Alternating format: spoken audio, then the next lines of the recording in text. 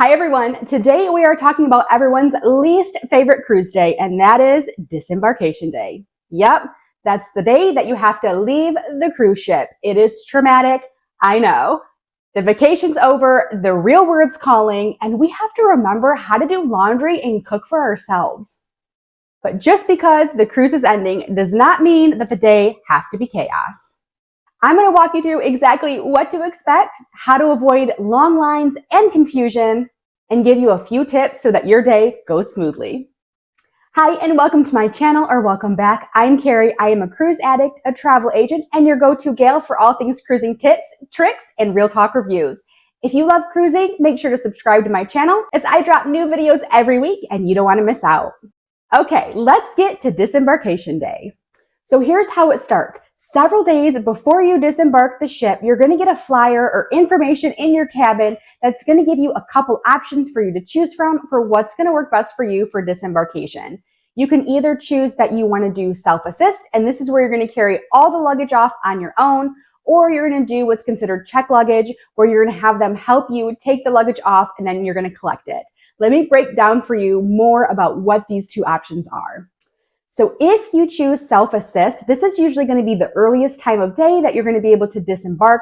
This is great if you have a flight first thing in the morning, or you just want to get on the road driving right away. This is the one that you want to do. Again, you're going to carry all of the luggage off with you. You're not going to have any help with this. So you do need to be able to carry all the pieces of luggage or wheel it on your own. If you packed like you were moving on to that cruise ship, maybe skip this step and get some help carrying your luggage off so it's not quite a burden. If you choose to go the traditional route and you want help getting your luggage off of the ship, you're going to leave your luggage outside your cabin the night before disembarkation. There's going to be a tag that you put on your luggage and one that you keep with you. It's usually color-coded or numbered, so you know exactly where to pick your luggage up once you disembark the ship. Make sure that all of your essentials stay with you.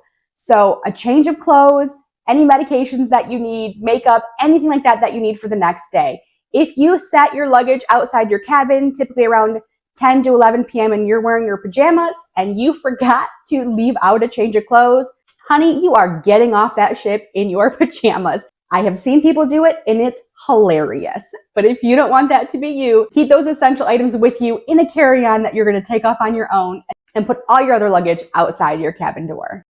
On the morning of disembarkation, you're going to wake up and it's going to be sad because it's back to reality. Typically, you're going to wake up and you're already going to be in port. They usually dock around 5 to 6 a.m. to really get things started. So you're going to start hearing announcements right away. They're going to be calling people to let them know when they can start disembarking the ship.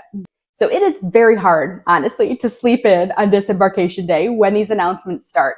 For a lot of cruise lines, they do like you to be out of your cruise cabin by around 8 a.m. because the stateroom attendants have to turn over every single cabin on board to get ready for that next sailing. But don't worry, if you chose that you are going to have assistance with the luggage and you're not scheduled to get off the ship until 9, 9:30, 10, whatever it is, even though you have to leave your cabin, there's still places that you can go on board. You can go grab some breakfast. There's going to be lounges that you can hang out in, and you can just relax for a while until your time is called for you to disembark.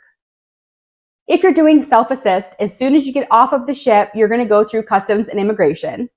If you've chosen to have them assist you with your luggage, once you get off the ship, you're going to collect your luggage, and then you're going to be going through customs and immigration. The whole luggage collection area is typically right in front of the customs area where it's all roped off. It's all organized really well. So just grab your luggage and then follow the lines to go through customs and immigrations. Now, this part can vary depending on what port you're in, what country you're in, but it's usually pretty quick. You're going to want to have your passport handy because they're going to need to check that as you're leaving. Now remember, the crew is not in charge of this part. So pack your patience, be kind to everyone, and just go with the flow as you're disembarking. Okay, let's talk flights, because I've heard a lot of people want to pick a flight like first thing in the morning because they figure, well, I have to get off the ship anyway, so I might as well pick the earliest flight that there is available. Please don't do this. You cannot predict how long it's going to take you to disembark the ship.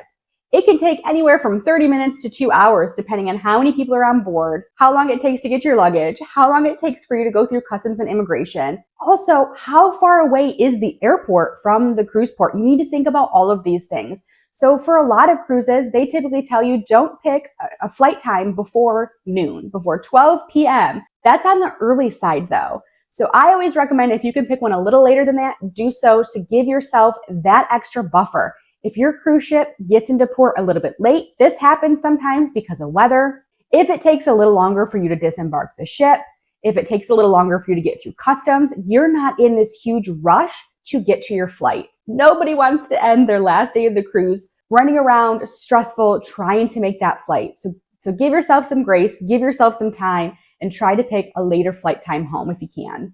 Okay, here's a few quick tips to make disembarkation go a little smoother for you. The first one is don't book your airport transfer too early. Again, you need to give yourself time to get off the ship, get your luggage, get through customs before you're hitting up that airport.